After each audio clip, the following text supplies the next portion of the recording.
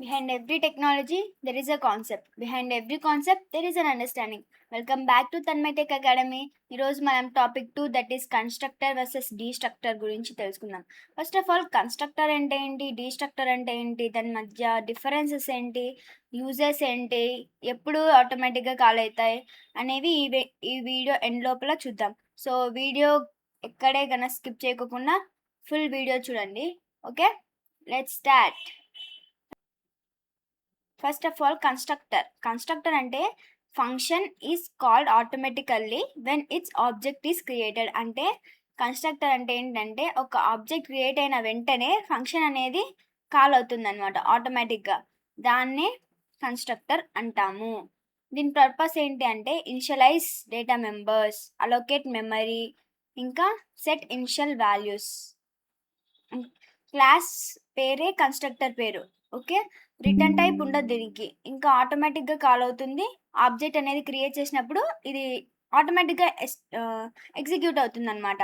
So function is automatically called when its object is created is known as constructor అని ఇంటర్వ్యూలో మనం చెప్పాలి. ఇది ఇంటర్వ్యూలో చాలా ఇంపార్టెంట్ టాపిక్. సో అంటే ఇది సింపుల్ టాపిక్ అయినా important. So let's see the real world example. First of all suppose మీరు ఒక కొత్త మొబైల్ కొన్నారనుకోండి. అప్పుడు మొబైల్ ఆన్ చేసిన వెంటనే initial setup, language selection, date and time, basic things అన్నీ చేస్తారు అనమాట. అంటే అన్నీ ఆటోమేటిక్గా స్టార్ట్ అవుతాయి. అవే మీరు ఇనిషియల్ సెటప్, లాంగ్వేజ్ సెలెక్షన్ అవన్నీ ముందే స్టార్ట్అప్ అయిన ఉంటాయి. సో ఆబ్జెక్ట్ అదే కన్స్ట్రక్టర్ పని కూడా.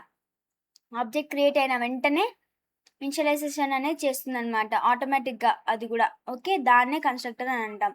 For example student, public. ఇక్కడ స్టూడెంట్ అనే ఒక మెథడ్ తీసుకున్నాం, దాంతో కన్స్ట్రక్టర్ కాల్డ్. అంటే ఇక్కడ object student S1 is an object.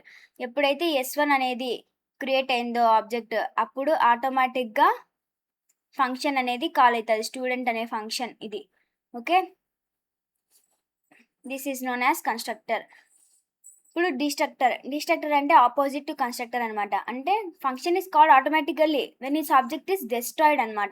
ఇది క్రియేటెడ్, ఆబ్జెక్ట్ క్రియేట్ అయినప్పుడు ఆటోమేటిక్గా ఫంక్షన్ కాల్ అవుతుంది. ఇది ఆబ్జెక్ట్ డెస్ట్రాయ్ అయినప్పుడు ఫంక్షన్ అనేది ఆటోమేటిక్గా కాల్ అవుతుంది. ఓకే, ఇందులో పర్పస్ ఏంటి, మెమరీ రిలీజ్ చేయడం, రీసోర్సెస్ క్లీనప్ చేయడం, ఇంకా ఫైల్స్ చూస్ చేయడం.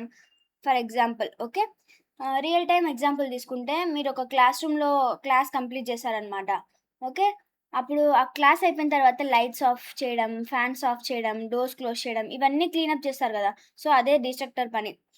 ఆబ్జెక్ట్ని పూర్తయిన తర్వాత రిసోర్సెస్ని రిలీజ్ చేస్తుందన్నమాట.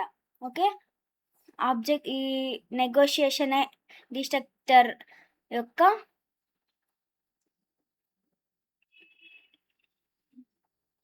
సైన్ అన్నమాట.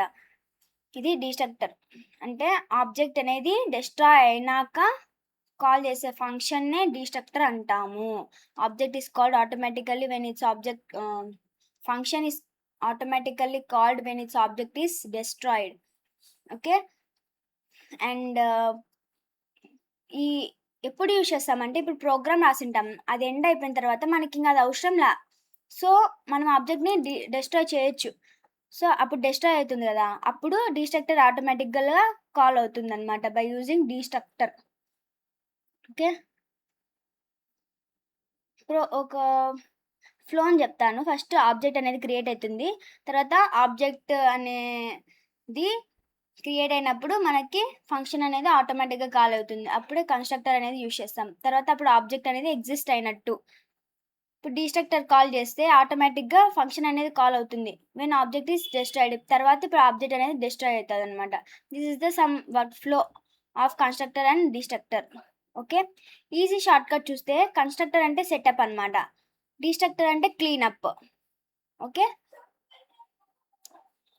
ఇప్పుడు ఇంటర్వ్యూ క్వశ్చన్స్ చూద్దాం. కన్స్ట్రక్టర్ ఎప్పుడు కాల్ అవుతుంది, ఎప్పుడైతే ఆబ్జెక్ట్ క్రియేట్ అయినప్పుడు కన్స్ట్రక్టర్ అనేది ఆటోమేటిక్గా కాల్ అవుతుంది. డిస్ట్రక్టర్ ఎందుకు యూజ్ చేస్తాం, ఆబ్జెక్ట్ యూజ్ చేసిన తర్వాత మెమరీ ఉంటుంది కదా, ఆ మెమరీని రిలీజ్ చేయడానికి, రిమూవ్ చేయడానికి డిస్ట్రక్టర్ అనేది యూజ్ చేస్తాం. ఎందుకంటే వేస్ట్ ఆఫ్ మెమరీ, ఒకవేళ మనం ఆబ్జెక్ట్ తర్వాత కూడా మనం అది ఆ ఆబ్జెక్ట్ క్రియేట్ అయినాక యూజ్ చేసిన తర్వాత కూడా అది అలానే ఉంటాయి. సో మెమరీ యూస్‌లెస్ కాబట్టి అది డిలీట్ చేస్తాం. అప్పుడు మనం డిస్ట్రక్టర్ వాడతాం. ఓకే. కన్‌స్ట్రక్టర్‌కి రిటర్న్ టైప్ ఉందా అంటే నో, ఉండదు. డిస్ట్రక్టర్‌కి రిటర్న్ టైప్ ఉందా అంటే ఉండదు. ఒక క్లాస్‌లో ఎన్ని డీస్ట్రక్చర్స్ ఉండొచ్చు అంటే only 1 destructor should be contain to 1 class. Okay. కన్క్లూజన్‌లో చూద్దాం. ఈ వీడియోలో మనం తెలుసుకున్నవి ఏమేమి ఉన్నాయి. కన్‌స్ట్రక్టర్ అంటే ఏంటి అని తెలుసుకున్నాం. డీస్ట్రక్టర్ అంటే ఏంటి తెలుసుకున్నాం. కన్‌స్ట్రక్టర్ ఫ్లో తెలుసుకున్నాం. హ్మ్. డీస్ట్రక్టర్ ఫ్లో తెలుసుకున్నాం. రియల్ వరల్డ్ ఎగ్జాంపుల్స్ తెలుసుకున్నాం. ఓకే. నెక్స్ట్ వీడియోలో మనం ఎన్‌క్యాప్సులేషన్ గురించి తెలుసుకుందాం. ఐ థింక్ మీకు ఈ కన్‌స్ట్రక్టర్ వర్సెస్ డీస్ట్రక్టర్ అనేది ఫుల్ క్లారిటీ వచ్చిందనుకుంటున్నా. So, if you understand please like, share and subscribe to my channel Tanmay Tech Academy. And remember, every concept you learn today becomes your strength tomorrow. So keep learning, keep growing. This is Tanmay signing off.